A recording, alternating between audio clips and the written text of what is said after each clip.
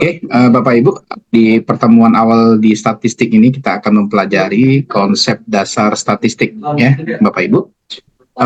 Mungkin barangkali perlu diingat dan perlu dicermati bahwasanya ketika kita membahas yang dinamakan dengan statistik, kita akan mempelajari dua hal penting sebenarnya. Ya, yang pertama adalah tentang statistik deskriptif, yang kedua adalah tentang statistik inferensial. Jadi ada dua, ya. Ada statistik deskriptif, kemudian ada statistik inferensial. Dua hal ini adalah konsep statistik yang saling berkesinambungan, ya. Kalau dalam artian istilah statistiknya, ya, bagian yang satu itu melengkapi bagian yang lain, ya. Jadi statistik deskriptif saja tanpa inferensial biasanya kesimpulan kita tidak menjadi kesimpulan yang utuh, ya. Inferensial saja tanpa deskriptif tidak bisa dilakukan, ya. Jadi dua hal ini adalah dua hal yang saling memegang peranan penting, ya. Maka tujuan kita mempelajari biostatistik ini sesungguhnya adalah pertama ada mahasiswa itu memahami konsep-konsep dasar di dalam statistik itu. Seperti yang saya sudah sampaikan tadi, bahwasanya ada dua hal konsep-konsep yang harus kita pahami. Yang pertama adalah tentang statistik deskriptif itu sendiri, yang meliputi nanti skala pengukuran, ya. Kemudian penyajian data, kemudian ada yang kita kenal dengan central tendency, kemudian kita mempelajari nanti variabilitas, ya, variabel-variabel yang ada di dalam data, nanti kita akan pelajari di dalam statistik deskriptif. Kemudian nanti di akhir statistik deskriptif itu nanti kita juga bisa membahas keterhubungan.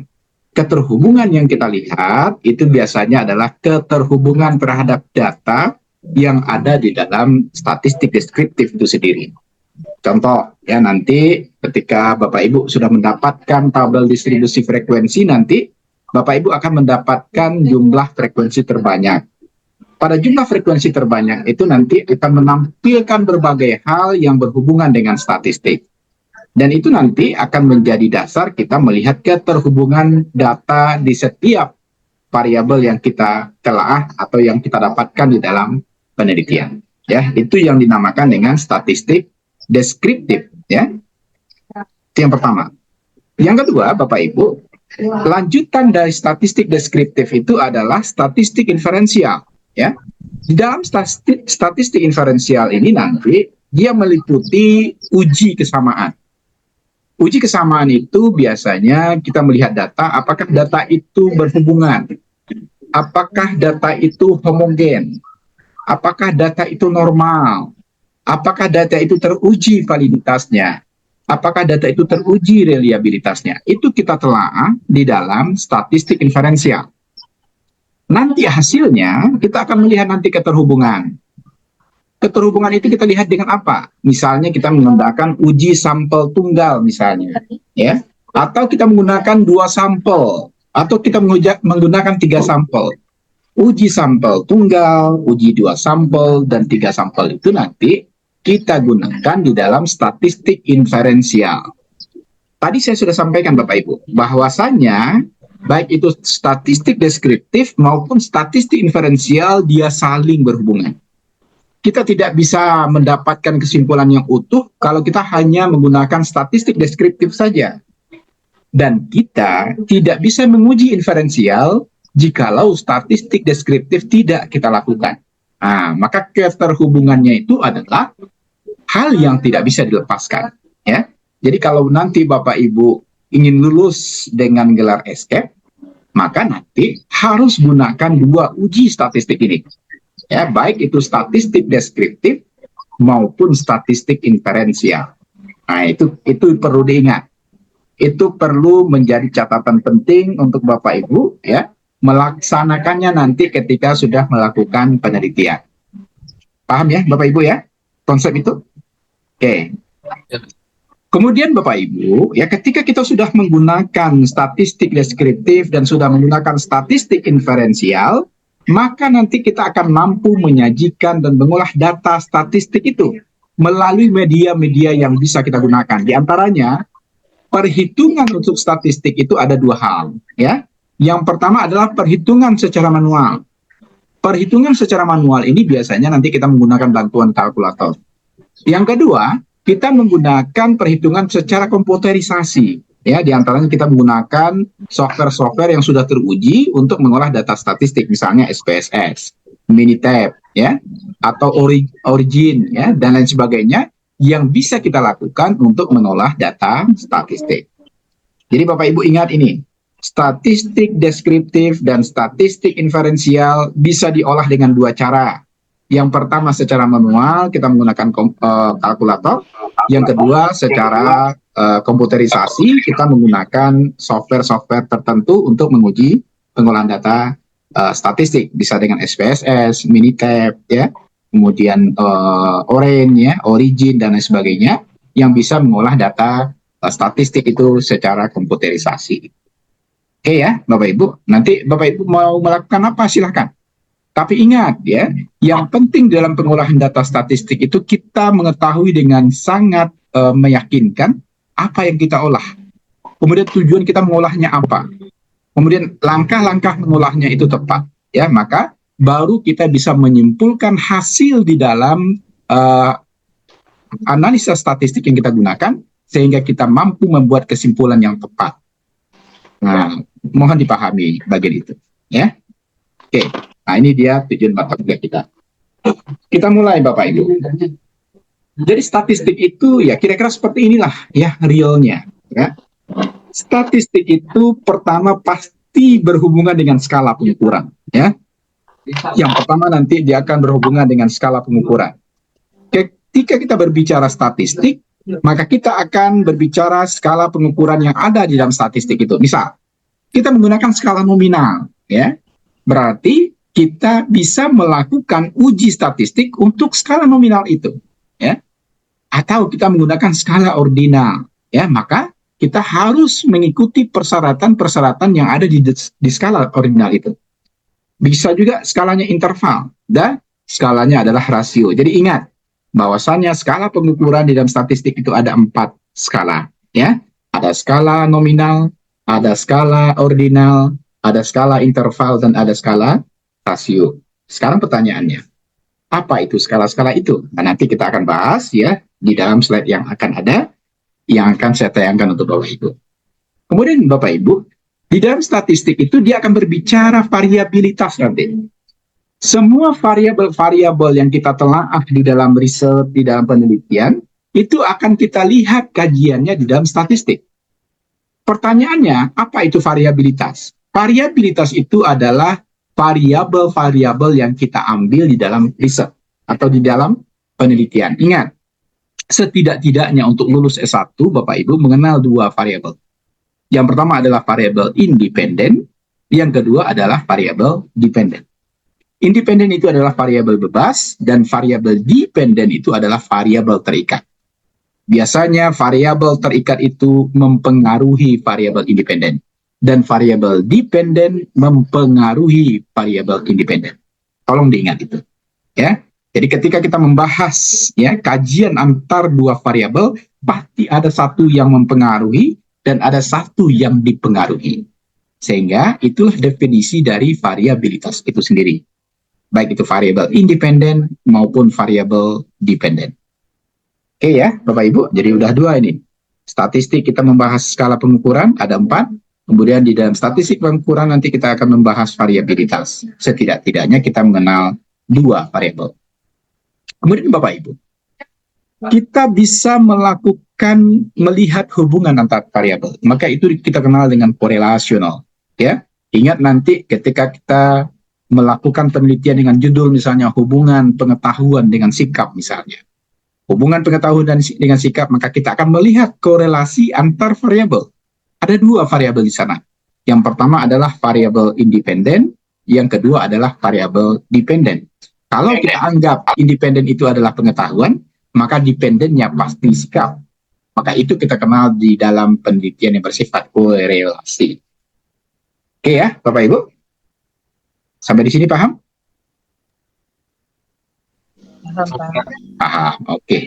Kemudian Bapak Ibu, ada lagi penelitian-penelitian yang menggunakan ya alat uji yang lebih dalam dibandingkan hanya korelasi. Misalnya, melihat pengaruh untuk penelitian yang bersifat eksperimental.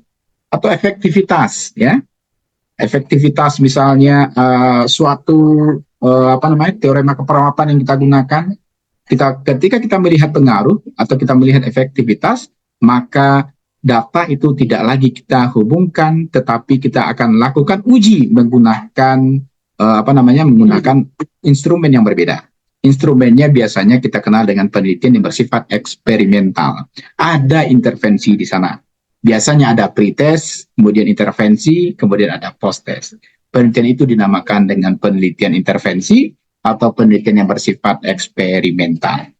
Apakah nanti grupnya dibagi, misalnya ada grup intervensi atau eksperimen dan grup kontrol, itu terserah Bapak Ibu nanti apakah menggunakan eksperimen sungguhan, menggunakan eksperimen kuasi atau kuasi eksperimen, atau menggunakan eksperimen pra-eksperimen.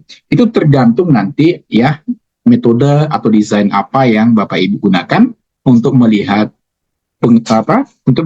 intervensi atau melihat penelitian yang bersifat eksperimental. Itu ya. Kemudian Bapak Ibu, yang perlu Bapak Ibu ingat ketika kita sudah melihat suatu variabel hubungannya dengan variabel lain, maka kita di dalam penelitian yang bersifat statistik itu harus melakukan hipotesis. Hipotesis itu adalah dugaan, ya. Dugaan atau hipotesis itu adalah penglihatan atau prediksi awal yang kita lakukan ketika kita melakukan suatu topik riset. Saya contohkan ini, misalnya, kalau seandainya Bapak Ibu ingin melakukan pengaruh pengetahuan terhadap peningkatan misalnya ilmu seseorang, ya, pengaruh pemberian penyuluhan misalnya, ya, terhadap peningkatan pengetahuan seseorang, ya, maka pasti di sana intervensinya adalah pemberian penyuluhan. Kemudian nanti apa efeknya? Adalah peningkatan pengetahuan. Misalnya pengetahuan awalnya masih di grade menengah, setelah diberikan penyuluhan, sehingga nanti pengetahuannya meningkat menjadi pengetahuan paling atas misalnya, tinggi. Maka pengetahuan di sana itu kita sudah bisa memprediksi bahwasanya pemberian penyuluhan akan mempengaruhi peningkatan pengetahuan responden. Itu kita kenal dengan hipotesis. Itu kita kenal dengan dugaan, ya. Kemudian nanti dugaan ini harus kita uji, ya. Maka penelitian seperti ini menghadapkan atau membutuhkan uji hipotesis di sana.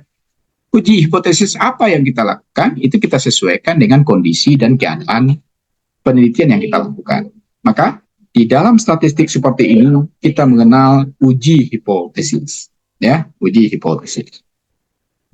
Kemudian satu lagi Bapak Ibu, di dalam statistik itu kita juga mengenal central tendency namanya. Central tendency itu adalah tendensi pusat, ya. Tendensi pusat ini biasanya ada menghasilkan, ya, kesimpulan awal di dalam penelitian. Di antaranya nanti di dalam central tendency itu kita akan membahas, ya, bagaimana frekuensinya, kemudian bagaimana frekuensi relatifnya, kita mengetahui bagaimana frekuensi kumulatifnya, kita mengetahui berapa nilai min-nya, kita mengetahui nilai modusnya, kita mengetahui nilai mediannya, kita mengetahui nilai standar deviasinya, ya, kita mengetahui variansinya, kita mengetahui bagian-bagian yang kita bisa dapatkan ketika kita melakukan kesimpulan awal di dalam penelitian, ya. Jadi nanti di dalam central tendency itu nanti kita akan berbicara tentang tabel distribusi frekuensi, kita akan berbicara tentang min, median, modus, kemudian ada juga kuartil, desil, persentil, ya, ada lagi variansi, ada lagi standar deviasi. Itu kita pelajari di dalam central tendency. Kemudian nanti Bapak Ibu, baru kita melakukan penyajian data. Penyajian data ini biasanya disajikan dalam dua hal. Kalau dia penelitiannya bersifat gambaran misalnya, gambaran pengetahuan responden, maka penyajian datanya dalam bentuk tabel distribusi frekuensi. Nanti tabel distribusi frekuensi itu akan berisikan variabel-variabel tertentu, kemudian bagaimana atribut-atribut dari variabel itu, kemudian berisikan frekuensi, berisikan persentase, dan lain sebagainya. Itu dinamakan penyajian data bersifat statistik deskriptif. Kalau nanti penyajian datanya bersifat statistik inferensial, selain statistik deskriptif itu tadi, kita juga akan menampilkan nanti kalau seandainya hubungan, ya kita akan melihat hubungan A dengan B, kita akan dapatkan nanti odds ratio, kita akan mendapatkan nilai chi-square, kita akan mendapatkan nilai apa namanya, nilai p-value dan sebagainya. Itu untuk penyajian data yang bersifat korelasional. Kalau seandainya nanti penyajian datanya bersifat eksperimental, maka kita akan melihat pre-test dan post-test, kemudian kita akan melihat nanti nilai T hitung, kita akan melihat nilai p-value dan lain sebagainya. Sehingga tersajilah data itu sesuai dengan topik penelitian yang kita lakukan. Sampai di sini bisa dipahami Bapak Ibu? Bu Yusalia? Ya Pak. Paham? Paham ya? Paham Pak. Bisa dicatat itu Bu Yusalia? Ya Pak. Nah, oke. Ada pertanyaan mungkin barangkali Bu Yusa? Ada yang ingin ditanyakan? Silakan ya kalau ada. Kalau kita memakai variabel dependen dan independen, kita memakai variabel dependen dan independen terus pakai keduanya atau salah satunya Pak? Oke, ya bagus pertanyaan Bu Yusalia ya. Kalau kita melakukan riset, kita melakukan penelitian, maka kita tidak bisa menggunakan satu variabel saja. Kita harus menggunakan setidak-tidaknya dua variabel. Itu setidak-tidaknya Bapak Ibu. Ya, setidak-tidaknya itu berarti kita harus menggunakan variabel independen dan variabel dependen. Variabel ini banyak sebenarnya. Ada variabel pengganggu, ada variabel perancu, ada intervening variabel dan lain sebagainya. Tapi untuk Bapak Ibu karena baru S1, setidak-tidaknya Bapak Ibu menggunakan dua variabel ini, yaitu variabel independen dan variabel dependen. Karena judul Bapak Ibu tidak akan disetujui kalau judulnya gambaran penyakit 10 penyakit terbesar misalnya di tempat Ibu, itu nggak bakalan disetujui karena itu hanya satu variabel. Ya Bu Yusa? Ya Pak. Tapi apakah penelitian itu bisa dengan satu variabel? Bisa saja ya, tapi tentu tidak cocok dengan kesarjanaan Bapak Ibu. Ya, setidak-tidaknya kita menggunakan dua variabel. Paham Bu Yusa? Paham Pak. Oke, ada lagi pertanyaan? Silakan. Oke,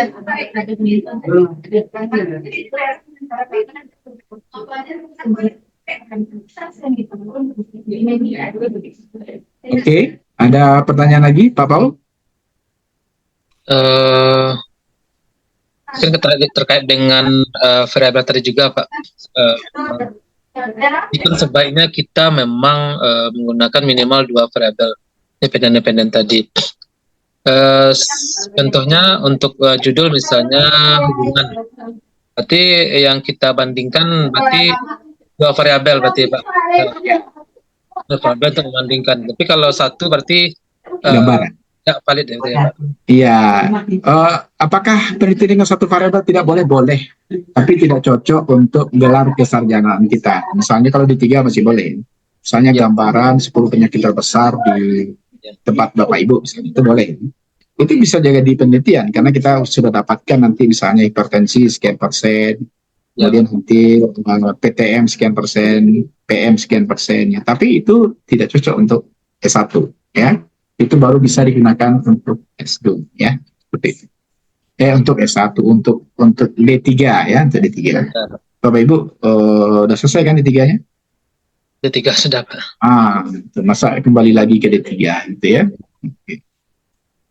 Bu Resmida, ini sekalian absen ini ya. Bu Resmida ada yang mau ditanyakan? Pas Pak. Pas ya, oke. Saya lihat yang tidak pas nih ya. Bu Delmi Zabua? Untuk sementara belum Pak. Belum ya. Bu Rani? Bu Rani Wahyuni? Belum juga Pak. Belum. Bu Junita? Sekalian absen lah saya. Sementara dulu Pak. Tapi paham Bu Junita ya? Paham ya Bu Junita? Paham. Oke. Bu Suci? Bu Suci? Belum Pak. Belum apa Bu Suci? Saya kan belum bertanya kan? Belum pertanyaan Pak. Oh, belum ada pertanyaan. Oke ya. Kalau tidak ada pertanyaan saya coba lakukan ya. Pak, dikit Pak. Boleh silakan. Siapa ini? Yosalia, Pak. Oke, silakan Bu Yusalia. Ya. Di dalam kita bikin proposal penelitian itu, Pak, apakah harus ada di dalam bab 2, bab 3 itu tentang skala pengukurannya, variabilitasnya, atau sentral, penyajian data, uji, korelasi, apakah harus ada semuanya di bab 2, bab 3 ini, Pak? Dia harus ada di bab 3, ya. Harus ada. Di bab 2 tuh kajian teori biasanya Bu Yusalia. Di bab 3 itu ada metode penelitian. Di dalam metode penelitian itu nanti harus ada skala pengukuran, harus ada hasil ukur, harus ada variabelnya apa, kemudian definisi variabelnya apa. Itu biasanya terangkum dalam satu topik yang dinamakan dengan definisi operasional. Ya, jadi dia akan ada nanti dalam definisi operasional. Kita akan menerangkan variabel ini apa. Tapi definisi variabelnya tidak menurut teori, tapi definisi operasional. Operasional itu tahu ya Bapak Ibu? Definisi kerja. Saya contohkan ini. Pengetahuan itu adalah variabel. Kalau definisi pengetahuan ya sesuai dengan teori itu adalah know, ya mengetahui. Kemudian analyze, analisa atau memahami dan lain sebagainya itu secara teori. Tetapi kalau pengetahuan secara definisi operasional itu adalah segala sesuatu yang diketahui responden tentang apa topik yang Ibu bahas nanti. Itu adalah definisi operasional tentang pengetahuan. Paham, Bu Yosa? Paham, Pak. Oke, sip ya. Sikap juga seperti itu ya. Kalau Bapak Ibu misalnya nanti memberikan suatu misalnya model keperawatan ya, dalam KMB misalnya, ada suatu model, kalau secara teori model itu seperti ini A, B, C, D. Tetapi nanti secara definisi kerjanya Ibu sesuaikan apa penanganan diberikan kepada pasien terhadap model yang akan Ibu tentukan nanti ketika melakukan penelitian. Jadi berbeda nanti definisi operasional dengan definisi teori. Maka nanti definisi operasional akan melahirkan kerangka konsep. Sementara definisi teori akan menghasilkan kerangka teori. Nah, ini nggak ada di slide ini Bapak Ibu ya. Ini karena pertanyaan dari Bu Yosalia tadi keluar ini, ya. Jadi tolong diingat ini. Bedakan nanti antara kajian teori dengan definisi operasional. Ketika kita membahas tinjauan kepustakaan atau kajian teori di dalam bab 2, dia akan menghasilkan nanti akan menghasilkan kerangka teori, ya. Kalau kerangka teori itu semua definisi itu berdasarkan teori. Tetapi ketika dia sudah beranjak ke definisi operasional, dia akan menghasilkan kerangka konsep. Kerangka konsep ini nanti akan beranjak atau akan menerangkan bagaimana suatu alur penelitian itu akan bisa dilakukan. Saya contohkan. Kalau dia kerangka konsep, contohnya adalah hubungan ya pengetahuan yang simpel-simpel saja judulnya, hubungan pengetahuan dengan sikap responden ya terhadap apa misalnya. Ya. Maka yang menjadi kerangka konsepnya itu adalah nanti ada variabel independen. Variabel independennya apa? Itu adalah pengetahuan. Kemudian akan ada variabel dependen, ya, misalnya sikap. Maka akan ada panah nanti ya antara pengetahuan dengan sikap. Panah antara pengetahuan dengan sikap itu berarti hubungan antara pengetahuan dengan sikap. Panahnya hanya satu, Bapak Ibu. Tidak boleh panahnya dua. Ya. Tolong diingat nanti, itu dinamakan dengan kerangka konsep. Sekarang apa itu kerangka teori? Kerangka teori berisikan definisi-definisi tentang pengetahuan. Misal, pengetahuan itu biasanya dihasilkan dari indera, dihasilkan dari rangsangan misalnya, ada stimulus misalnya. Maka pengetahuan itu nanti ada rangsangan, ada stimulus dan sebagainya. Maka pengetahuan itu dihasilkan misalnya ketika seseorang ingin mengetahui sesuatu, nah, maka dia akan melakukan hal-hal tertentu misalnya. Maka lahirlah pengetahuan. Itu dinamakan dengan kerangka teori. Paham Bapak Ibu? Paham, Pak. Oke. Ada lagi pertanyaan? Pas, Pak. Oke ya, kalau pas, saya lanjutkan. Ya. Terima kasih, Pak. Iya, sama-sama. Kita lihat sekarang. Jadi statistik itu Bapak Ibu ya itu adalah media atau suatu kegiatan pengumpulan data ya yang ada hubungannya dengan biasanya ya kenegaraan atau keilmuan ya. Nah, itu dinamakan dengan statistik. Misalnya ya kalau karena ini adalah kenegaraan, Misalnya data mengenai penduduk, itu ada di kenegaraan.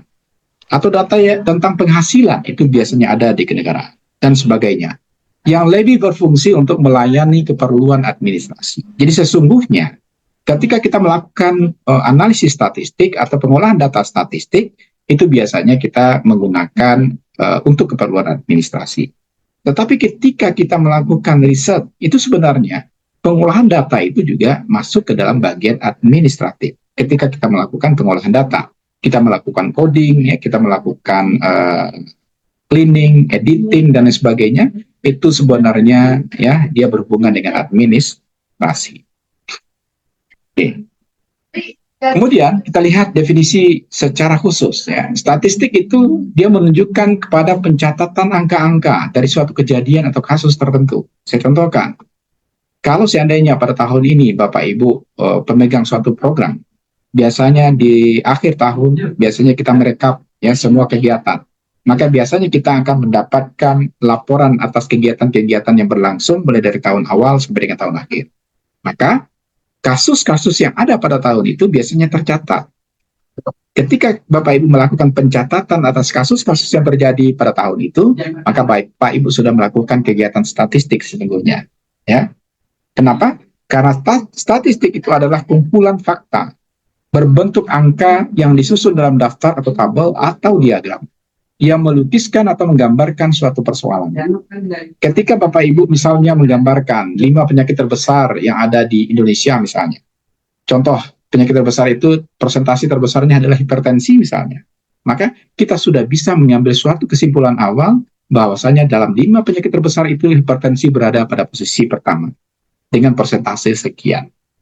Itu dinamakan bahwasanya dengan kita melakukan pengolahan data atau analisis data dengan statistik, kita bisa membuat kesimpulan awal terhadap data yang sudah kita kumpulkan. Paham Bapak Ibu? Paham, Pak. Oke. Oke, definisi-definisi yang panjang ini saya skip saja. Silakan nanti saya kirim di grup ya, atau saya kirim ke Pak Paul, silakan nanti berbagi. Sekarang kita lihat ya. Apa-apa saja ciri-ciri khas dari statistik itu? Yang pertama, statistik bekerja dengan angka. Ingat ya, Bapak Ibu, penelitian itu ada 2 juga sesungguhnya. Ada penelitian yang menggunakan data angka. Ada lagi penelitian yang menggunakan data non-angka. Penelitian yang menggunakan angka itu adalah penelitian statistik. Penelitian yang tidak menggunakan angka itu adalah penelitian non-statistik. Secara teori, penelitian yang menggunakan statistik itu dinamakan dengan penelitian kuantitatif. Ya. Kuantitatif itu adalah data atau angka. Penelitian yang tidak menggunakan data atau angka, dia dikenal dengan penelitian kualitatif. Jadi penelitian itu ada 2 sebenarnya Bapak Ibu. Kalau Bapak Ibu pusing dengan angka, sulit mengolah data, Ibu bisa saja nanti menggunakan penelitian bersifat kualitatif. Tapi apakah itu lebih mudah? Tidak, ya. Itu bisa membuat penelitian Bapak Ibu jauh lebih sulit dan waktunya jauh lebih lama, ya. Karena kenapa? Penelitian yang bersifat kualitatif itu yang mendasari apakah penelitian itu selesai atau tidak bukan kita, tapi adalah audiens ya, atau pembimbing atau pemangku kebijakan ya. Kalau Bapak Ibu di rumah sakit, direktur misalnya, sehingga nanti penelitian itu bisa memanjang, ya. Karena Bapak Ibu mendapatkan kesimpulan awal, apakah kesimpulan itu akhirnya belum tentu, ya, bergantung nanti bagaimana situasi dan kondisi ketika kita melakukan penelitian. Tetapi kalau dia menggunakan statistik, menggunakan data dan angka, maka dia memiliki ciri khas tertentu. Yang pertama tadi adalah statistik itu bekerja dengan angka.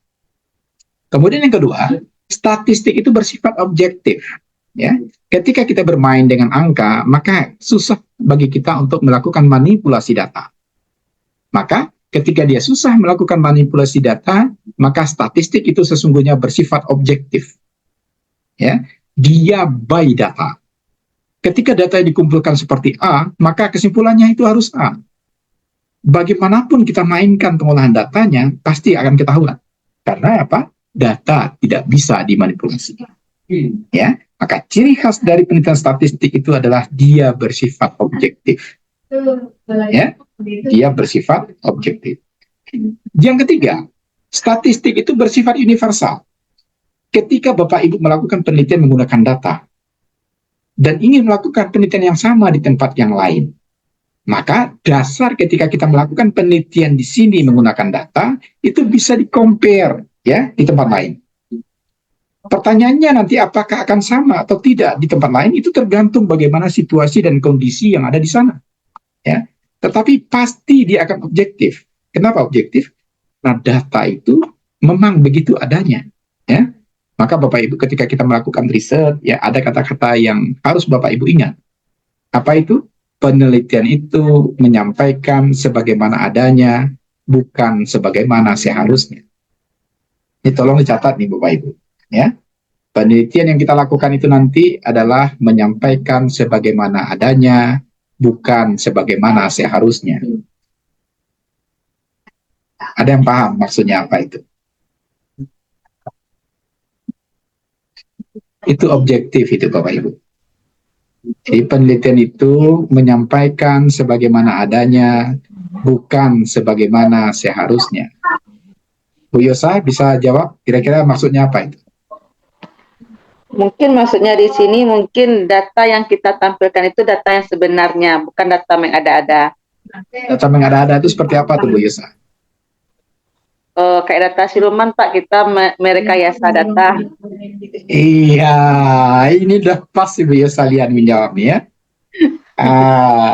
Jadi kalau kemarin ya kita menggunakan data siluman ya, datanya nggak ada, diada-adakan, atau agar pimpinan Bapak Ibu senang gitu kan? Ya, ini buka coki kita ini, ya Pak Paul ya. Ya Pak, dia kacoki itu Pak. Setelah Bapak senang Pak. Iya ya, maka ya itu yang statistik itu dia bersifat objektif ya. Jadi kalau Bapak Ibu melakukan riset di sini, lakukan di tempat lain, Ibu compare ya. Tapi catatannya itu penelitian itu menyampaikan sebagaimana adanya, bukan sebagaimana seharusnya. Ya. Maka kalau sudah seperti itu Bapak Ibu, maka fungsi statistik itu seperti ini. Ya, yang pertama adalah menggambarkan data dalam bentuk tertentu ya. Kalau Bapak Ibu ingin menampilkan data itu dalam bentuk tabular, dalam bentuk tabel, silakan. Kalau Bapak Ibu maunya menampilkan data itu dalam bentuk grafikal, silakan. Grafik ya. Jadi data itu bisa ditampilkan kalau menggunakan statistik itu ada dua, ada tabular, ada grafikal. Tabular itu berarti berdasarkan tabel. Kalau grafikal dia ditampilkan berdasarkan grafik. Mana yang paling baik terserah Bapak Ibu ya, karena masing-masingnya mempunyai keunggulan dan kelemahan ya. Jadi manapun yang dipakai itu disilahkan ya, disilahkan. Kemudian Bapak Ibu, statistik itu dapat menyederhanakan data yang kompleks menjadi data yang mudah dimengerti. Ibu bikin narasi panjang misalnya ya. Ibu ganti dengan tabel yang satu tabel misalnya. Kira-kira mana yang paling Bapak Ibu pahami? Tabel kan? Itu lebih memudahkan. Ibu bikin pula grafik yang lengkap. Ya. Tabelnya Bapak Ibu hilangkan. Itu biasanya grafik juga akan lebih menarik dibandingkan hanya tabel. Sehingga nanti grafik itu bisa dibaca oleh siapa saja. Bahkan orang yang tidak paham statistik, kalau ditampilkan grafik misalnya pie chart misalnya. 5 penyakit terbesar. Ibu bikinkan saja persentase. Ini 64%, ini 24%, ini 15%. Maka orang bisa menentukan mana penyakit terbesar dengan hanya melihat pie chart saja. Ya. Nah, itu menandakan bahwasanya statistik itu dapat menyederhanakan data yang kompleks menjadi data yang mudah dimengerti. Ya. Apalagi nanti di dalam grafik itu Ibu tentukan juga populasinya sekian. Sehingga dengan persentase yang Ibu dapatkan, orang bisa membaca, apalagi ahli statistik. Dari sekian persen itu, ternyata sekian orang yang hipertensi, sekian orang yang karsinoma mami, sekian orang yang brain cancer misalnya, seperti itu. Maka dengan sangat mudah, orang bisa menyederhanakan hal-hal yang kompleks menjadi lebih mudah dan mudah dipahami oleh audiens. Paham ya Bapak Ibu ya? Nah, itu fungsi statistik ya, itu fungsi statistik. Kemudian statistik itu merupakan teknik untuk membuat perbandingan. Ya, kalau seandainya nanti penelitian Bapak Ibu membandingkan A dengan B, perbandingan model keperawatan A dengan model keperawatan B, sehingga nanti Ibu lakukan uji perbandingan antar dua variabel misalnya, maka nanti perbandingan itu bisa ditampilkan dengan hasil atau nilai tertentu yang Ibu ambil untuk menguji perbandingan. Sehingga nanti ketika orang melihat tabel kita, orang bisa lihat, oh ternyata ini lebih efektif dibandingkan model B. Model A lebih baik ketimbang model B. Tanpa Ibu berbicara panjang lebar menggunakan narasi yang kadang-kadang salah. Mending orang melihat tabel Bapak Ibu, tetapi Ibu lihat compare antara model A dengan model B. Sehingga misalnya Ibu dapatkan suatu nilai T atau nilai P value yang menggunakan nilai P value-nya kecil sama dengan 0,05. Maka itu akan lebih memudahkan orang untuk menarik kesimpulan dari apa yang Ibu tulis di dalam laporan penelitian. Begitu. Paham ya? Jadi jangan dianggap saya berdongeng nih Bapak Ibu ya. Jadi apa yang saya sampaikan ya, sudah mungkin dicatat ini.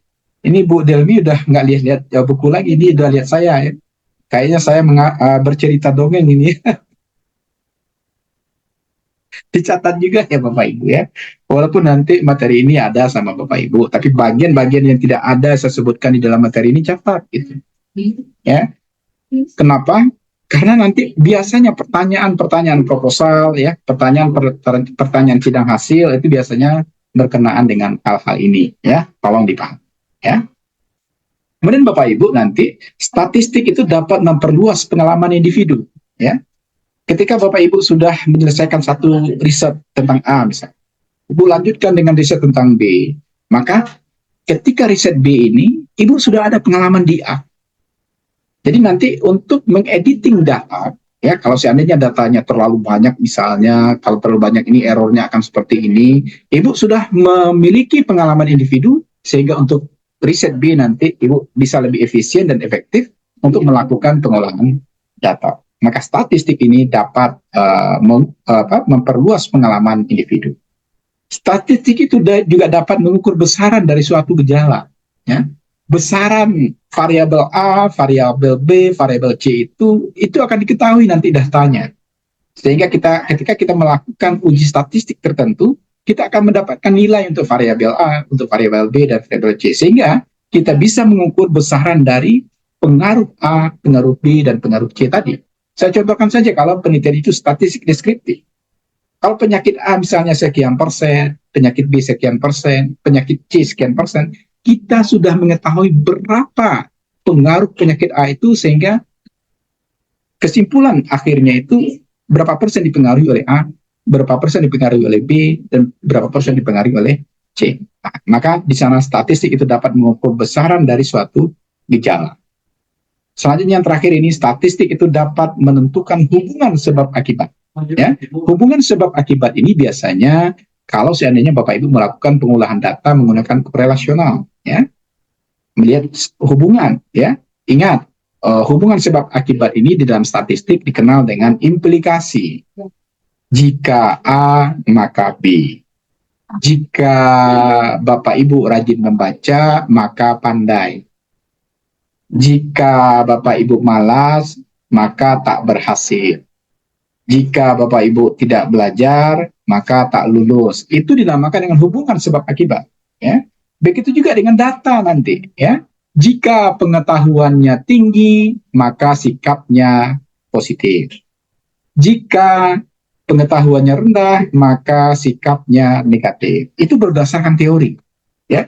Dan itu biasanya kita bisa ketahui dengan menggunakan statistik. Paham ya, Bu Delmi ya? Paham ya? Ini enak nih ngajar Bapak Ibu nih ya. Paham selalu gitu ya. Ini kayaknya saya ngajar statistik kayak berceramah ya. Tidak ada pertanyaan ya Bapak Ibu ya? Ini kegunaannya ya. Yang pertama dia efisien, yang kedua ya untuk statistik itu bisa mengambil keputusan yang tepat. Yang ketiga nanti ya, peneliti melihat ada tidaknya perbedaan ya antara kelompok yang satu dengan kelompok yang lain ya, itu komparatif ya. Kemudian kegunaan statistik itu adalah membantu peneliti untuk melihat ada tidaknya hubungan ya antara variabel yang satu dengan variabel yang lain.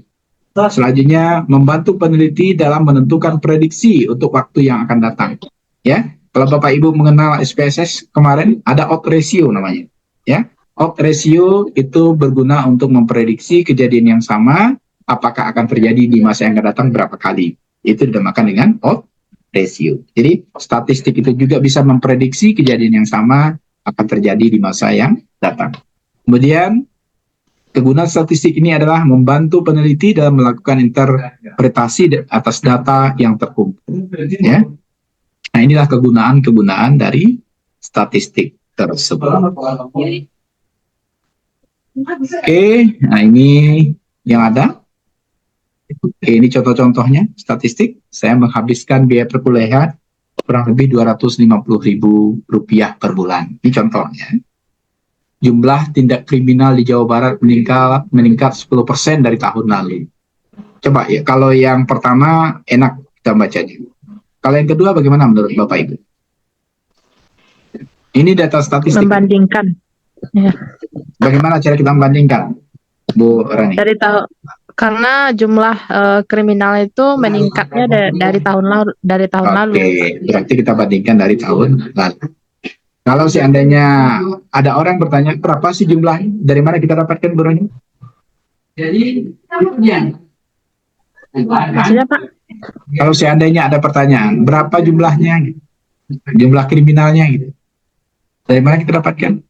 Dari data, Pak. Data yang mana? Data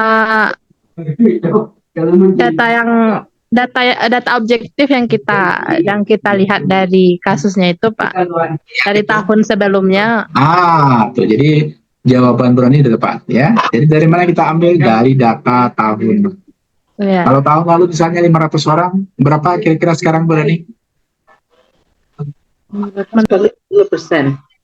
Ya berapa? Kan saya nanya berapa, kok nanya 10% juga.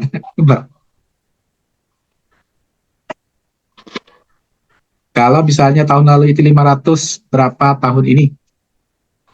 Nah, gitulah pertanyaannya, biar jelas ya. Berapa Bu Rani? Apa yang perlu dicari itu Bu Rani? 500, 10%. 50. Nah, berapa itu tahun ini? 550, Pak.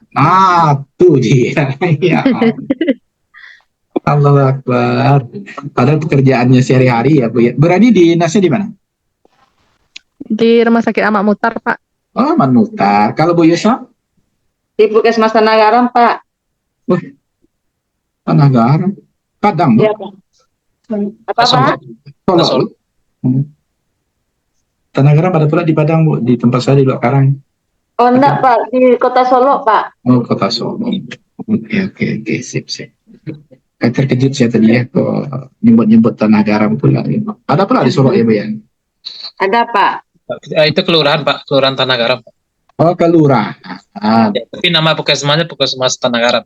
Oh, gitu. Kalau Bu Neneng? Bu Neneng gimana? Solo juga. Tanah Garam juga, Bu Neneng? Iya, Solo. Enggak, Pak. Rumah sakit Di apa? rumah sakitnya, Pak, di Pintarum Bio, Pak. Oh, oke.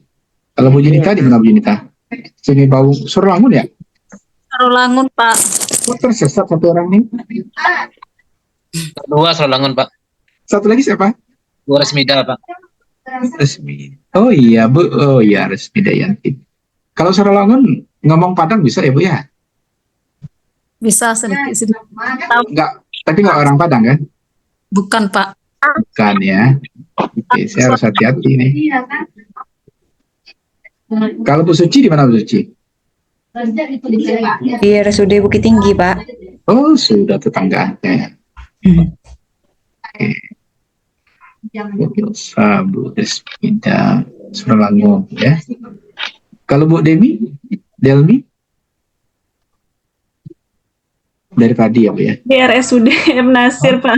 Oh, ya. Oh. Solo, Pak. Solo. Sama dengan Bu Neneng. Kalau Pak Paul di rumah ya Pak Paul ya? Di rumah Pak. Sama Puskesmas Tanah Garam Pak. Sama bisa lihat. Oh, memang Puskesmas Tanah Garam namanya ya? Memang Ya ada memang Puskesmas Tanah Garam. Kelurahan Tanah Garam di sana berarti ya? Kelurahannya ada Tanah Garam. Kebetulan nama Puskesmasnya Puskesmas Tanah Garam. Kalau letaknya kelurahan lain Pak, Kelurahan Enam Suku namanya Pak.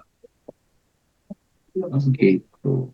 Ya sejarahnya mungkin dulu awalnya memang Masih masuk Tanah Garam ya? Puskesmas Tanah Garam ya Pak. Oke, sip. Jadi kita bercampur ternyata ya. Jadi nggak bisa juga saya bahasa Minang di sini ternyata nih. Ada Sorolangun ya. Itulah ya.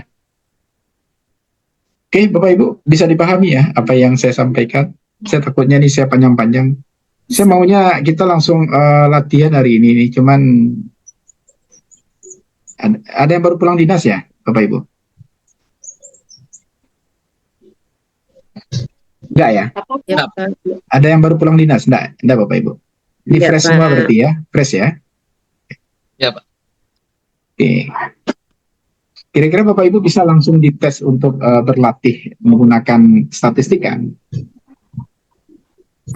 Berpikir kita gitu ya? Belum, Pak. Enggak, maksudnya kita berlatih bersama Ibu. Tidak saya suruh Ibu, saya dampingi nanti bagaimananya. Bisa nggak kira-kira? Saya kalau bercerita saja Ibu, saya takutnya Bapak Ibu tertidur nanti. Kayak mendengar Coba dongeng. dulu Pak. Kita coba ya Bapak Ibu ya. Gitu. Ini langsung saja tidak. Takut pula saya. Saya coba ini dulu, saya perbaiki slide-nya. Kita ambil slide kosong biar kita bisa menulis ya. Sebentar Bapak Ibu ya.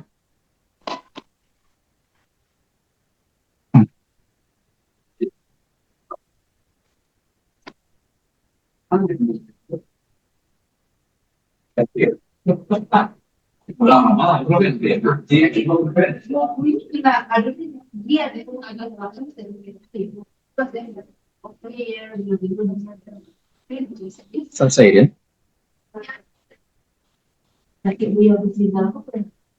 Ada Bu Lin tadi, coba aja dengan anak. Bu Lin, Sulinda. Pak Ridwan, nampak Bu Lin? Lilin Maja, bro. Oh, Lilin Maja.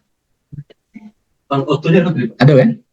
Maja Angel dan kawan-kawan, Pak. Oke, sip. Thank you, Pak Ridwan. Standar gitu. Kalau yang 12. Tapi itu masak itu bukan. Standar juga semua ada mau balik. Ada 2 balik.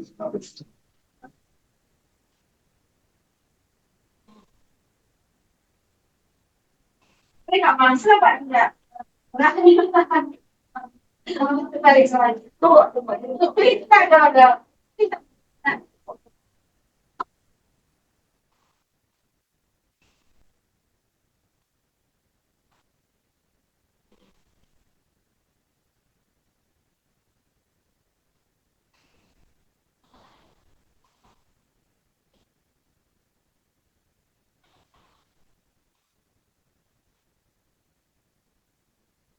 Terlihat slide-nya seperti apa sekarang Pak Paul? Belum putih Pak. Putih ya. Kosong, Pak. Kalau kosong benar itu Bapak Ibu. Kalau berisi batal. Karena kita akan berlatih ya, menggunakan apa yang sudah saya sampaikan secara teori tadi. Kita coba aplikasikan apa yang di teori tadi dengan sekarang ya Bapak Ibu.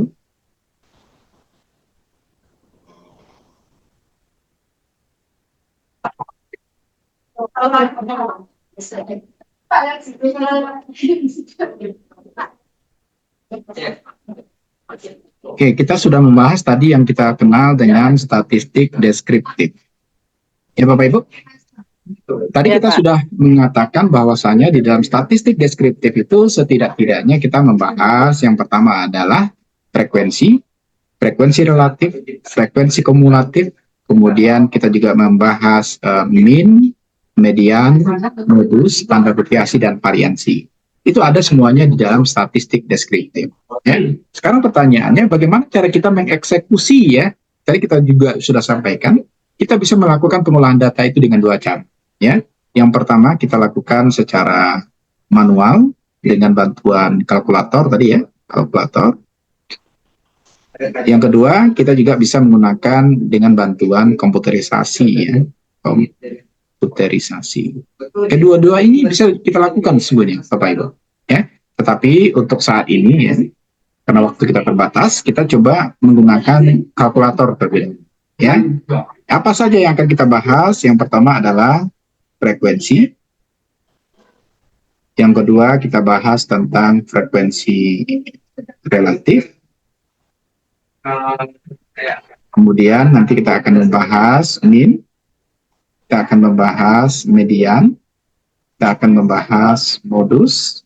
Yang akhirnya nanti ya Bapak Ibu sebenarnya kita akan menghadapkan dia kepada variansi dan juga akan kita bahas standar deviasi ya.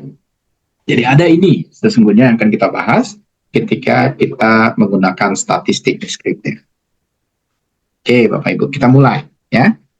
Tadi saya sampaikan penting ketika kita melakukan statistik ini, data yang pertama kali yang kita harus dapatkan itu adalah data tentang responden. Data responden itu berdasarkan variabel-variabel yang kita temukan di lapangan.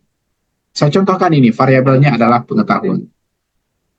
Pengetahuan. Biasanya ketika kita melakukan penelitian tentang pengetahuan ini, kita akan menghasilkan nilai-nilai pengetahuan.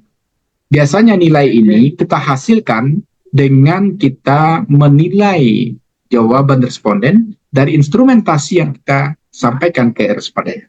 Instrumentasi penelitian itu ada 3 Bapak Ibu. Ya, yang pertama dia bersifat angket, yang kedua dia bersifat observasi, yang ketiga adalah bersifat wawancara.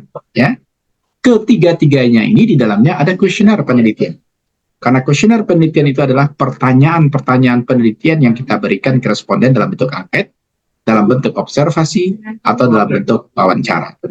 Tapi bedanya, untuk observasi, yang mengisinya nanti adalah peneliti. Untuk wawancara, yang mengisinya nanti adalah peneliti. Angket, yang mengisinya nanti adalah responden. Paham ya? Jadi ada 3 nih Bapak Ibu instrumen itu. Observasi, wawancara, dan angket. Hanya angket saja nanti yang diisi oleh responden. 2 lainnya diisi oleh peneliti. Wawancara yang mengisi peneliti, tapi berdasarkan interviewnya kepada responden atas wawancara yang dilakukan. Observasi juga seperti itu. Yang mengisinya adalah peneliti atas pengamatan yang dilakukan kepada responden. Kalau Bapak Ibu nanti melakukan penelitian di rumah sakit, itu biasanya kita menggunakan lembar observasi ini, ya, atau daftar tilik biasanya, ya. Itu kita lihat bagaimana keadaan responden, nanti kita jawab sendiri. Peneliti yang menjawabnya, bukan responden. Berbeda nanti dengan angket. Itu yang mengisinya adalah responden. Kita contohkan untuk kasus ini adalah angket, ya. Data, ya. 50 orang responden ya tentang pengetahuan.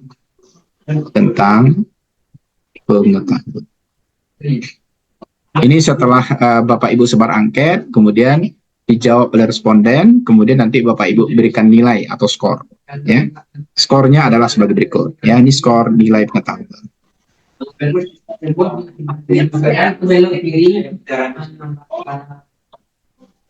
Untuk langsung dicatat ya Bapak Ibu ya, biar nanti bisa langsung kita eksekusi.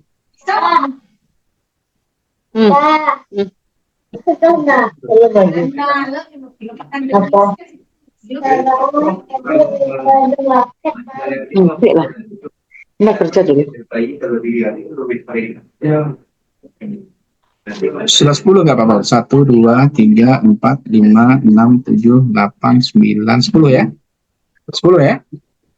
Tolong di cross check ya, nanti salah kita susah temulungnya. Sudah Pak, 10 Pak. Oke ya.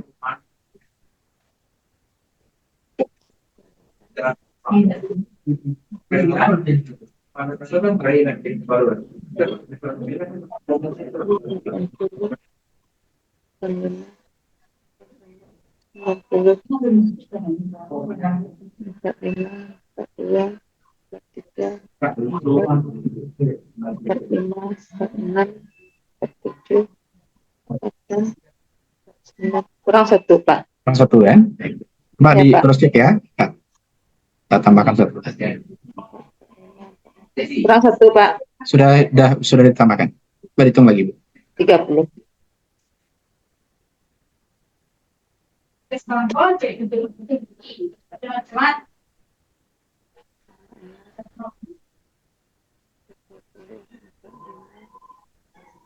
Enam, 50, 70, 65, 16, 70. Cukup ya, pas ya.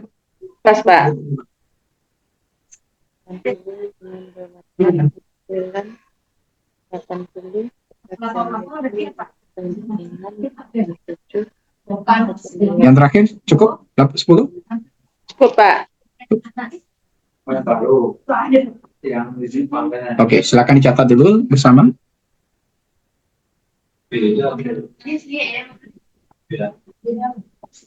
Sampai main kapal berarti makan orang main. Bantu aja enggak? Itu punya orang kapal. Iya.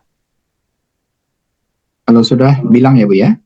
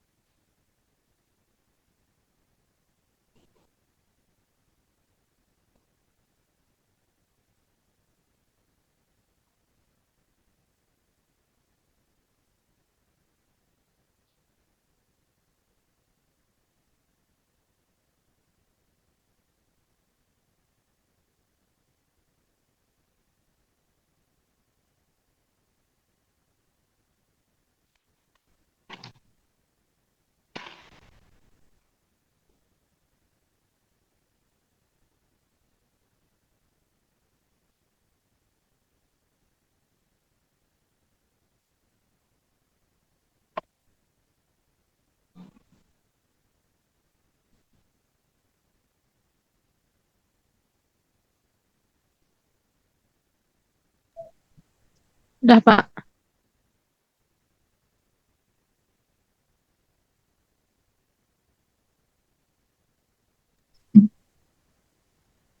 Oke ya, Bapak Ibu, sudah ya?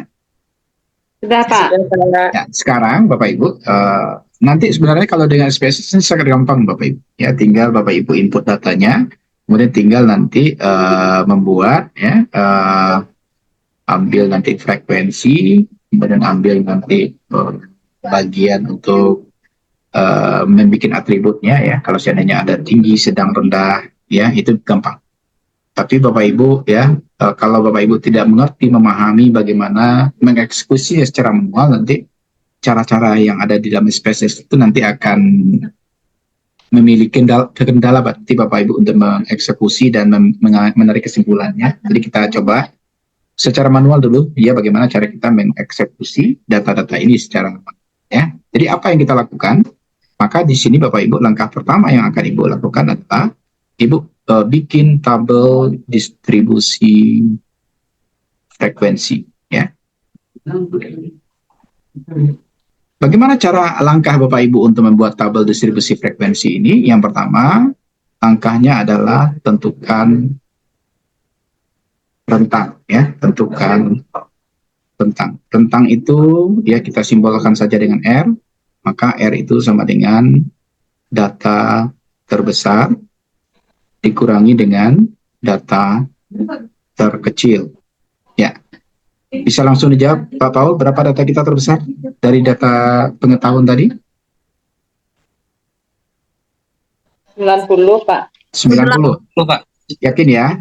Jangan salah. Kalau salah 90 ya. 90, Pak. Oke, 90. Data terkecilnya berapa? 30. 30. Jadi berapa itu? 60. 60. Oke ya, paham itu ya sampai di sana. Rentangnya 60. Ya, rentangnya 60. Yang kedua, kita tentukan banyak kelas ya, banyak kelas. Kita singkat saja dengan BK ya.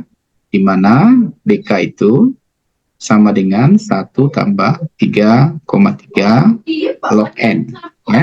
Di mana N itu adalah banyak data. Coba dicatat, Bu. N itu adalah banyak data.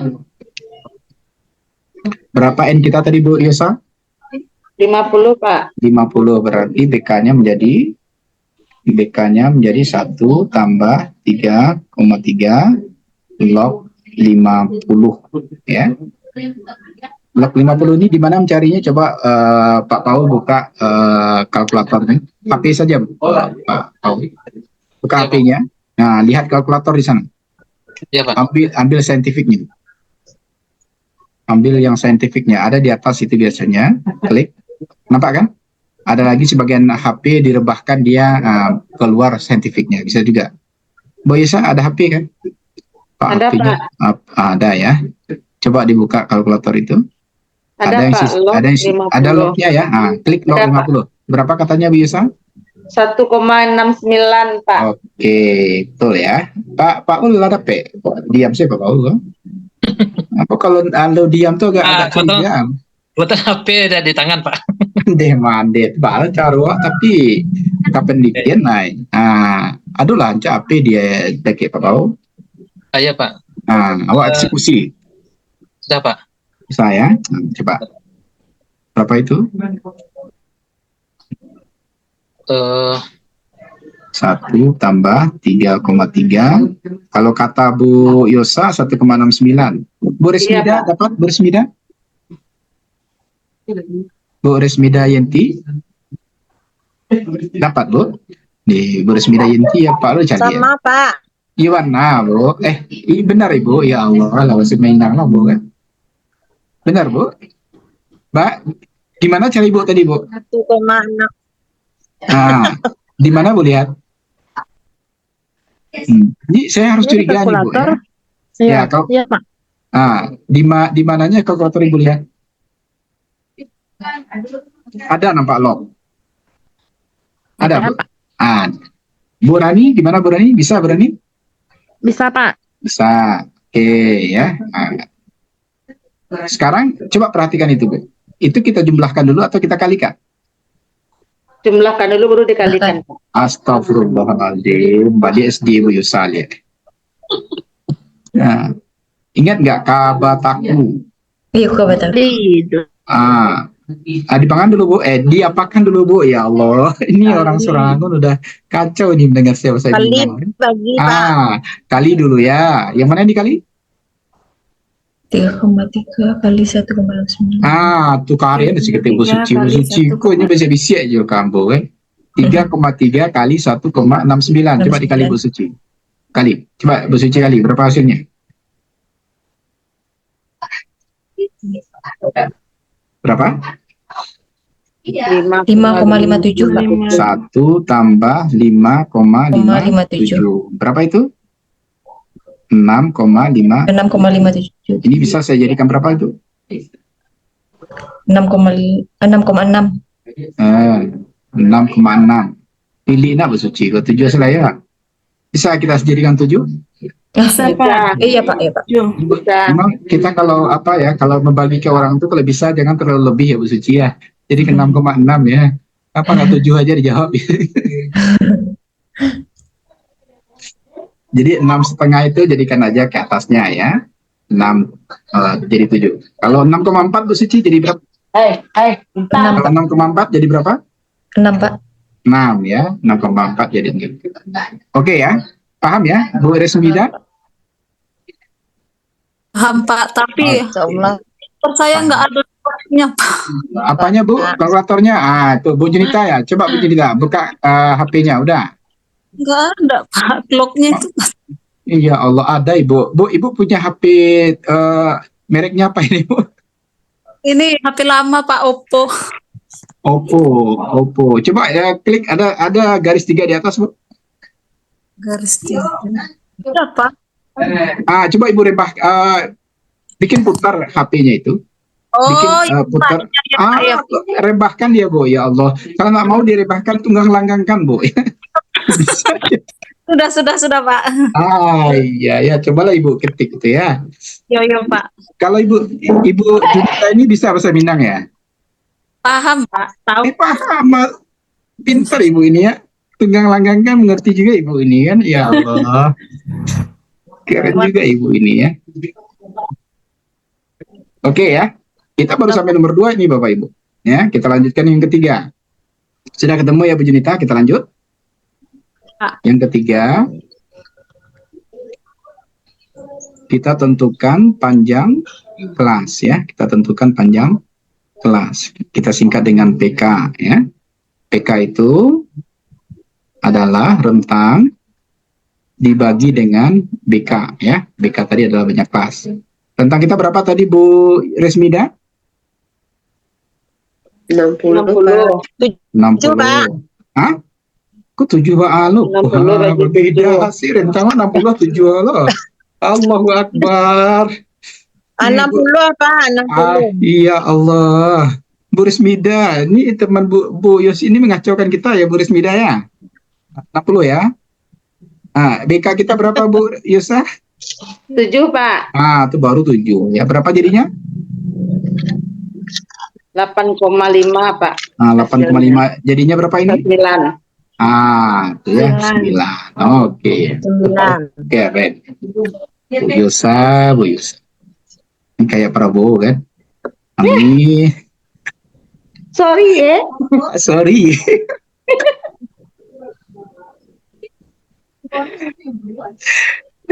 Ya Allah. Kalau itu lagi menangkut, Pak. Kalau itu lagi menangkut. Berarti Boris Mida ini bisa lah masih Minang ya nak. So nak pandai loh ya Allah kecambuk kok yuk. Asli orang Padang, Pak. Ande lah tak kicua di Nantarang loh. Ya Allah. Astagfirullahaladzim. Ambil cameh tadi saya mana. Awal langsung Minang ya aja orang suruh langun ya. Orang Jambi, kira orang cincin loh kiranya ya Allah. Kalau lagi di kampung Pak, sinyal susah Pak. Di cincin gini kok? Iya kok? Iya Pak. Mande. Iya Pak. Ya Allah. Ya Allah, ya menjadi ibu. Sorry ye.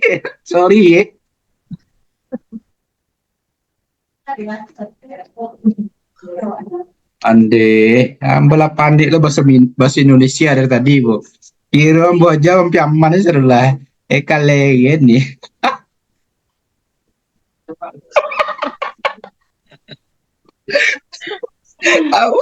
Awak lah bahasa Indonesia Raya tadi. Iya, kok kelompok Sumbar Pak. Sumbar tuh orang Minang Pak. Iyo bu, tapi kan suruh langun gue. Ibu Junita tumpang Pak. Awak gue kan dek suruh langun, Resmida Yenti suruh langun, itu orang piaman gitu kalian nih. Iya. Bu Resmida Ya Pak ya. Iya. Ande ya Allah. Awi adanya wala pandai bahasa Indonesia tadi kan. Berarti Bu Yosa kalau bapakku aku ini orang luar macam tuh. Iya. Bisa menempatkan diri Ma Bu Resmida. Ini mande. Bahasa Indonesia Raya aja lah ya Bu ya. Kadang-kadang musuh Minang, kadang-kadang musuh Indonesia. Jadi Bu Neneng, kalau Bu Neneng aman ya. Nanya dakik jembo. Kok awak dari tadi berenang lah panik memilih bahasa Indonesia yang baik dan benar kan, dan belajar suruh langun kan. Kira awak kiranya ya.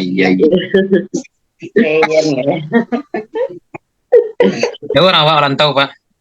Iya itulah kalau Pak Paul yakin orang awak kan, cuman Bu Resmida Yanti kok tadi kacamatonya tuh Bu Pak Paul lah. Mantan Jambi nampak deh, mo. Iya.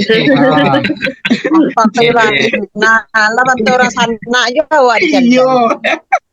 Kali lah kacamata Boris Mida Yanti itu, mana orang Jambi. Lah bentuk orang Cino di Jambi itu, dan ya Allah. Gak ragu adanya ya Pak. Ragu masuk.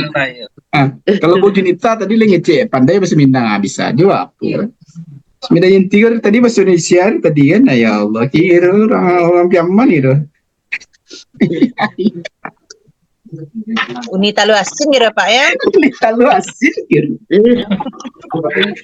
Ambo Priaman lo Boris Meda apa dinare. Sama ada Pak. Itulah cie bendera awak lah. Ya, ambo lah nare sama Pak. Iya, Pak Paul. Ya, Memang deh. pedang biri-biri, Pak. Ya, tuh sekampung bahasa Indonesia kan aneh deh tuan. Kalau boleh bahasa Piaman kok payah halon, Pak.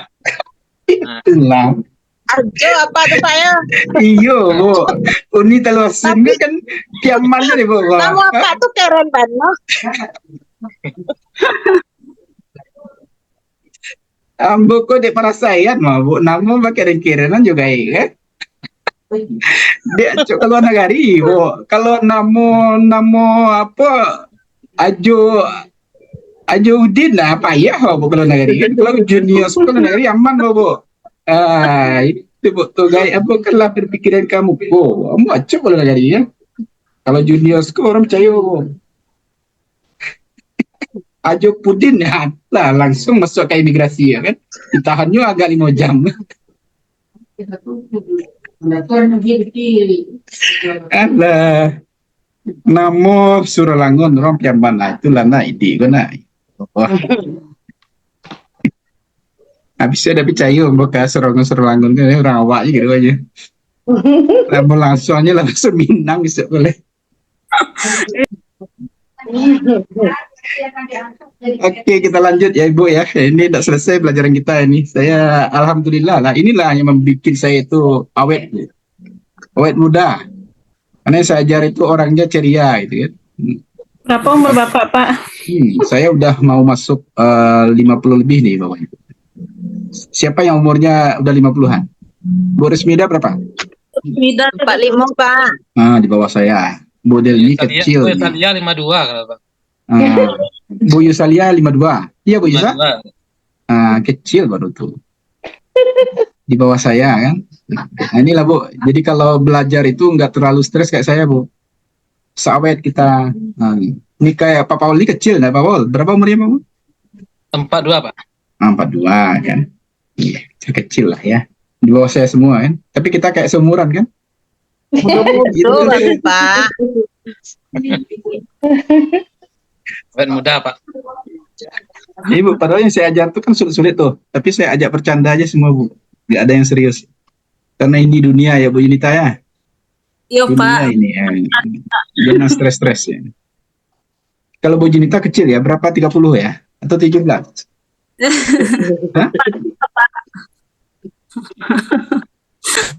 Oke ya. Ya kita lanjut ya Bapak Ibu. Kita udah jam berapa sekarang Bu? 3:30, Pak. Sebentar Bu. Raso Pak. Ya Allah. Kamu harus lumajang aku Bu. Ya Allah balapan yang bisa saya suruh ke sini aja lah. Sebentar ya Bu ya. Jauh kamu nanya kemari ya. Bidan ke mah yang kemari ya. Nah, Pak dosennya tuh harus ikut ya Pak. Malah tergantung ada di rumah.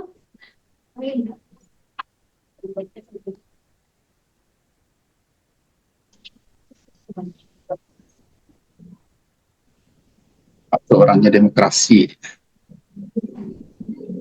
Yep.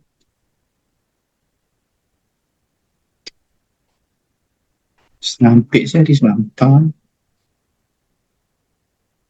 Terus selesai.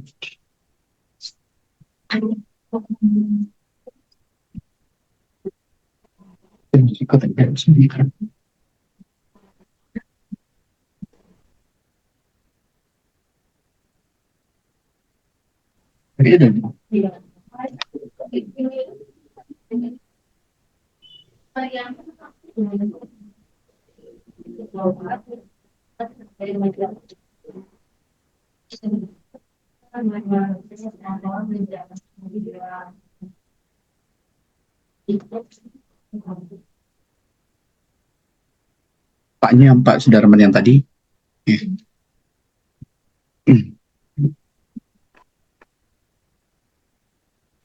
Oke, Bapak Ibu kita lanjut. Jadi kita bikin namanya adalah tabel distribusi frekuensi, ya. Tabel distribusi frekuensi berdasarkan pengetahuan responden berdasarkan pengetahuan responden.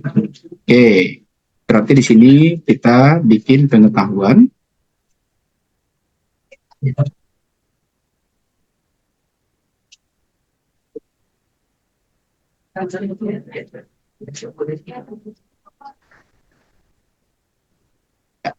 Coba Bapak Ibu Neneng, berapa data kita terendah tadi Bu Neneng?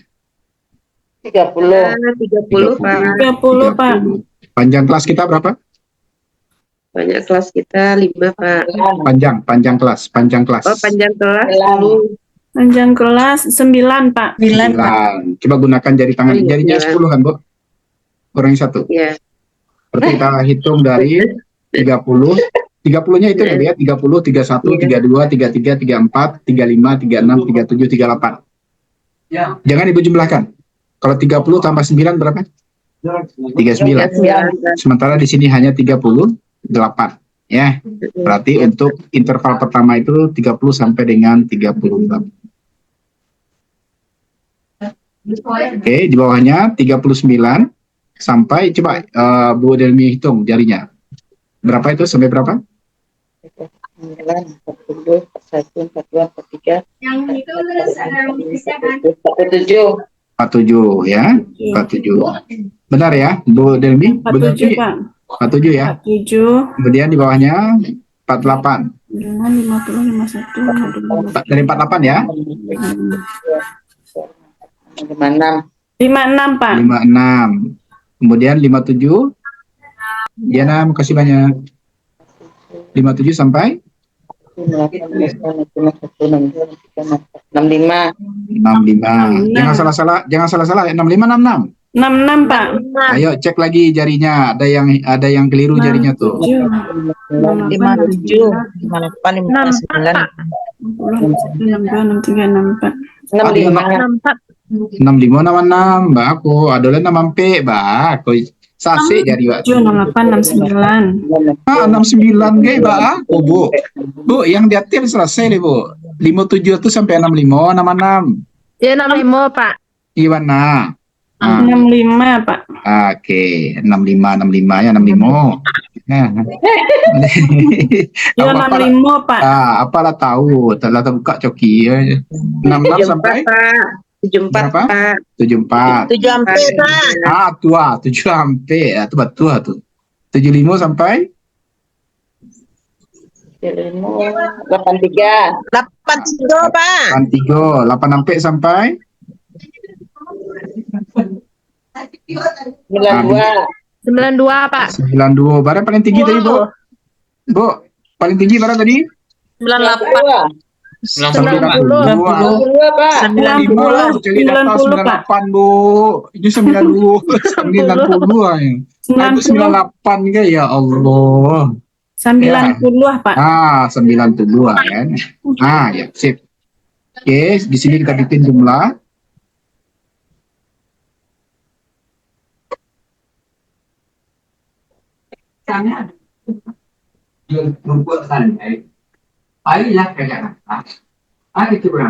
Bu, banyak kelas kita berapa di sini, Bu, katanya?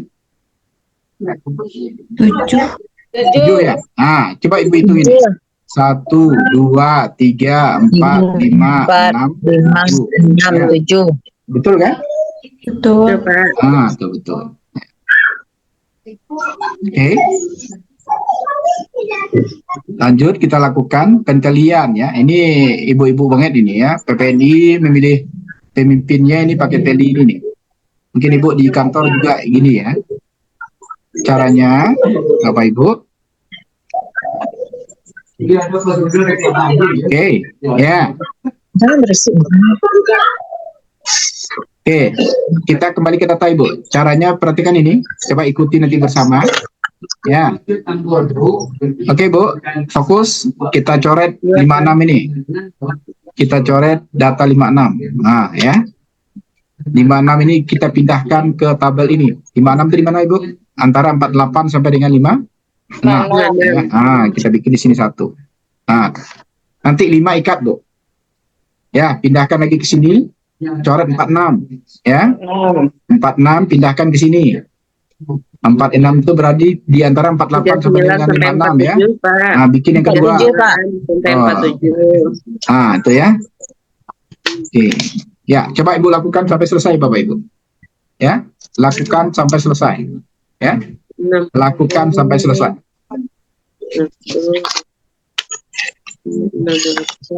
Ya Bu Neneng, Ya Pak.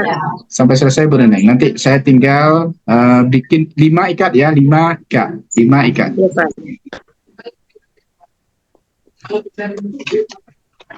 Pak, Ya, nilai tertingginya 98 Pak. 98 deh Pak. Deh. Kita bikin Ibu Pak. Kolai, Allahu Akbar. Tapi Deh, sudah Kak. tang, Pak. 98. Astagfirullahaladzim. Mas 98 Bu. Iyo kok Bu 98 Ibu kok. Ya Allah. Salah Ibu. Ya Allah. Bu salah Wak dari pertama kok Bu sampai ke selesai tadi itu salah. Ulang boleh Pak. Andeh-mandeh Ibu Kola. Ya Allah. Kamu mengadu Bu. Ya Allah Ibu Kola. Ibu pada Bu. Rentang itu 98 tambah 3, kurang 30 berarti 68. Ya. Ya ini 68 ini. Ya sebana Ibu punya ya Allah. Ande. Nah, itu salah 68. Iko sama ya. Ini sama ya. Yang PK-nya sama tapi ininya berbeda. 68 dibagi 7 Bu. 68 bagi 7 berapa Bu? Entar Pak. Sembarang dia Bu ya sako 90 itu. Salah. 9,71 Pak. Berapa Bu? 9,71 Pak. 9,71. Wah, 10 Bu jalur. Berarti 10, Pak. Andeh mande ya Allah. Astagfirullah. Ini panjang kelas 10 Bu.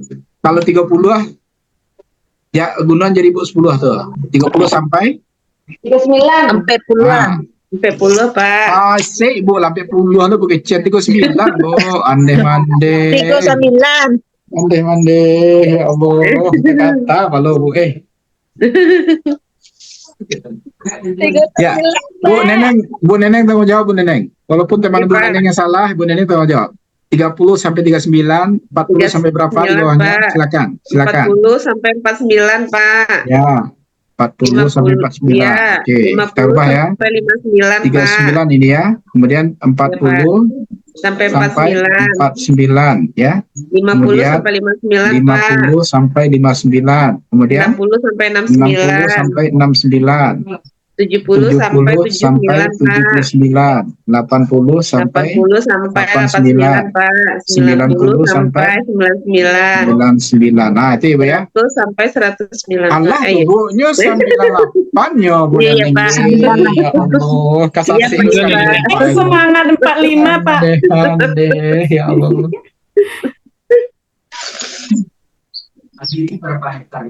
Oke ya. Pak. Kembali Ibu lakukan pentelian sampai selesai Bapak Ibu ya. Caranya sama dengan Iya tadi. Pak. Ya, silakan. Nanti saya tinggal membikinkan nilai F-nya di sini ya. Nilai F-nya di sini. Iya Pak. Itulah nak Bu. Ambo tuh minta kuliah ke pagi Bu. Kalau lah sore ko lah, itulah lah kacau. Jonan paling gadang saya nampak deh Bu. 90 19 saya pakai 90 satu lah kan. Ini 98.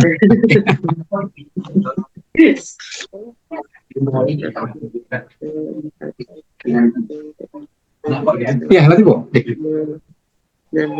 Bapak Ibu ya, waktu kita sudah habis sebenarnya Bapak Ibu. Kita lanjutkan lagi di apa ya Bu ya, di kesempatan selanjutnya. Kapan kita lagi Pak Paul? Pak Paul? Pak, lihat jawab dulu Pak, sebentar Pak. Gimana Pak Paul?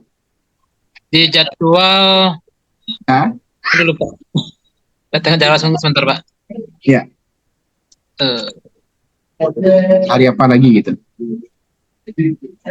Karena ini kita belum selesai ini. Saya mahasiswa reguler sudah berada di bawahnya. Saya harus kuliah lagi ini.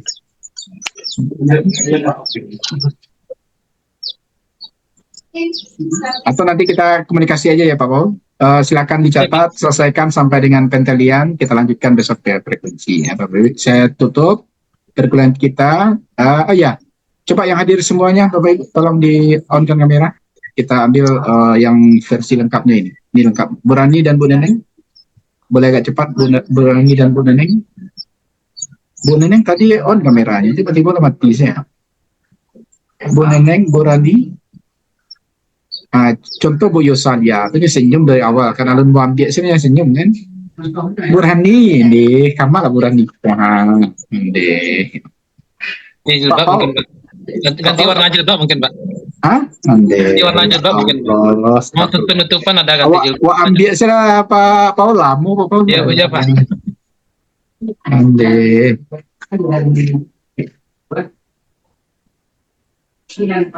Ya, kita kirim dulu ke grup ya, biar ini. Sebentar ya Bapak Ibu. Bu Rani, Pak. Ya.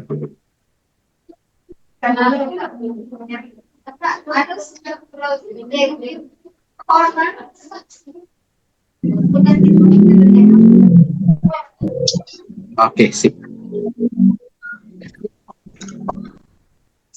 Iya. Makasih Pak. Ya, sama-sama Ibu. Kita out ya. Assalamualaikum warahmatullahi wabarakatuh. Iya Pak, waalaikumsalam.